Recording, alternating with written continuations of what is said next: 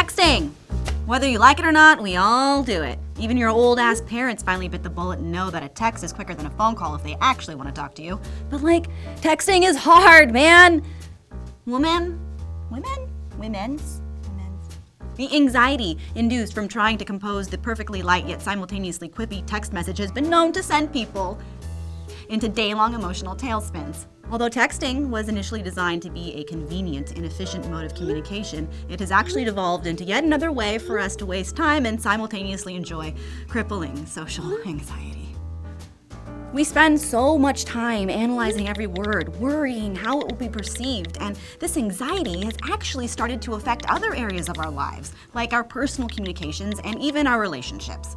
So, to remedy that, I am here today to shed some light on the actual do's and do-knows of a real champion texter.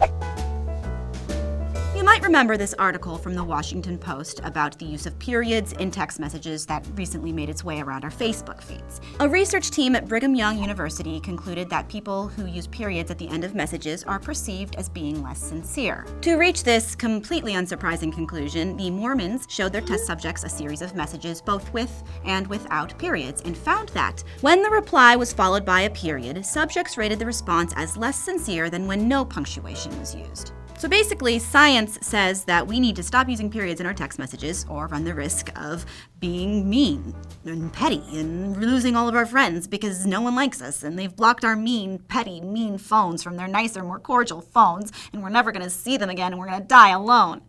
And while it feels like that's the wrong attitude to take here, it is undeniable that punctuation functions somewhat differently in text than it does in regular writing.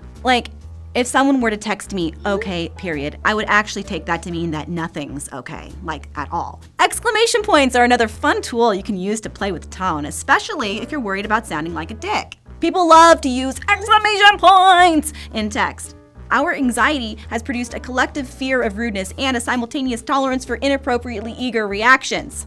While exclamation points are a great way to ensure that no one ever thinks you're upset or probably even sincere, it's easy to go overboard. I personally have a hard time not using at least one exclamation point per text conversation, but if I'm being real honest, I hardly ever exclaim in real life.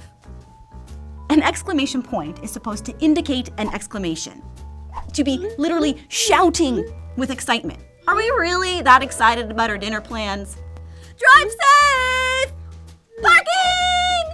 FYI, that's what it sounds like when you vocalize 4+ exclamation points. But nobody seems to care. It's like when everyone starts using that annoying catchphrase ironically and you think it's a little bit funny, so you join in too and you all have a real good laugh about it. But then one day you wake up and there's no longer anything ironic about it. You actually say bye when bidding people farewell. Okay, how about this? If we're going to do away with periods in text messages, what if we also agree to cool it with the exclams? Huh? This isn't a 5th grade essay on John Adams, this is real life. And in real life, life is messy. People make mistakes, they misspell things. Sometimes they even misspell things on purpose because it's funny, or because it will diffuse a situation, or maybe because they want you to know that they don't take themselves too seriously. Whatever the reason, I encourage you to also experiment with creative spelling solutions. For example, turning though into THO, or abbreviating the word very into the simple V. Both are fun ways to set a playful tone in your text banter. Even if you're saying something serious, it will feel kinder and less aggressive if you temper it with just a hint of silly. Once you're comfortable with those, I recommend dipping your toes into some deeper waters, maybe f**k around with an ROFL or even an IMHO. If you're feeling extra bold, you can even start to get crazy with caps. I don't know, the world's your oyster, BBs. Emojis are another fun/stressful way for you to play with tone and also probably confuse whomever you're speaking with. The OG smiley face emoticon, created in 1982 by Scott E. Fahlman, has given birth to an entire cast of characters. Complicated characters, rich with silly nuance and the unique capacity to completely obfuscate even the simplest of message. In fact, emojis are frequently used when you just don't know what to say to someone and you need a minute to figure it out. Dancing lady, little dancer girls, running man, Zipper face. What does this nonsense even mean? I have no idea. And yet, there was a period of my life where I was literally incapable of ending a text conversation without 3 of something. While I now try not to overuse them, I do think that there are plenty of circumstances where a gracefully placed emoji is not only acceptable, but appropriate. Perhaps a dear friend needs some uplifting and you send her the 2 little girls holding hands emoji to show your support. Or your buddy gets engaged and you send him a great big thumbs down. But Katie, what if you're trying to figure out what to say to the cute new dude you're dating and you don't want him to see how often you stop and start typing? Easy. Airplane mode. Turn on airplane mode. Compose the text. Turn off airplane mode. Send the text. But Katie, what if someone doesn't respond to your text message right away? Does that mean that they hate you? Maybe.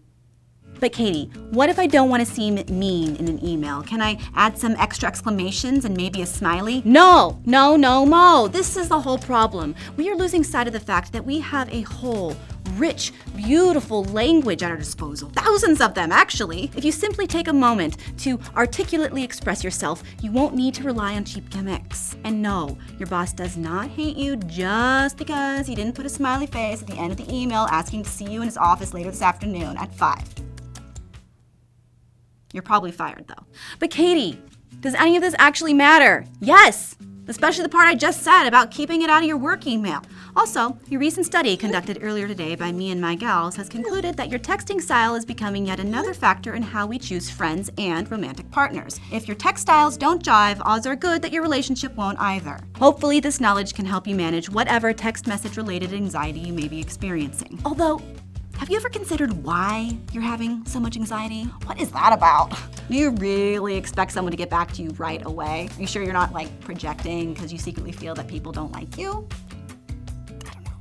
But honestly, if you're that concerned about what the other person thinks of you, maybe you should just pick up the phone, give them a call. I don't know. I don't know anything about phone calls, so you're gonna have to ask someone else about that.